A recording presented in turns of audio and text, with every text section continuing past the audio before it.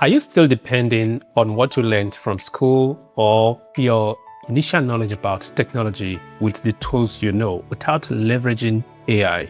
So currently I have several AI on my PC that help me to do my work with ease.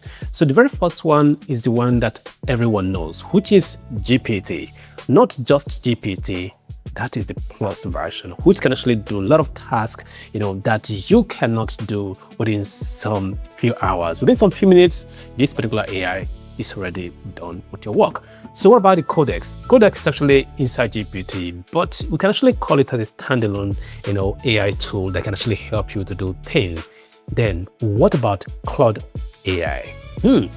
I respect this particular tool a lot because it has made my work so easy when it comes to analyzing data and helping my clients to actually get things done with AI. So that has actually given me a cutting edge over every other person like you. Specifically, if you're watching right now is not using AI to get things done. So the question you might have in mind right now is that why are you making this video and why are you telling us this? So it simply means that nobody is coming to take a job away from you. I mean, AI is not coming to take your job away from you. So the only person that is going to have that particular effrontery, that mind, that audacity to take your job away from you right now is that particular person that can actually use AI to get things done in a very speedy way. So they said, if you can't beat them, you have to join them. So we can't beat AI. There is nothing you can ever do to beat AI. No matter how smart you are, AI is becoming smarter than humans these days, right? Although, let me clear something right here. It is we human that powers AI. AI cannot do things on its own, so you have to man it. So who are you? That is the question I have to ask you right now. Who are you? Are you somebody who uses AI at work to learn, to practice, and all of that, to design, to analyze data? I don't know which industry you belong to. AI is a must, right? So I pay for several AI tools just to make my work so easy, and they have made more money than I had ever made when AI was not there to assist me with my job. In fact, I never trusted Claude AI before now. A client gave me a particular job and I was kind of skeptical about the job, if I could do it or not, because one thing I normally do when I get a job from a client is to actually evaluate what is the percentage of that particular job that I can do without sourcing for any help from external sources like YouTube, Google, AI, or any AI of its kind. So it was less than 30%. I was like, I don't want to flop this, right?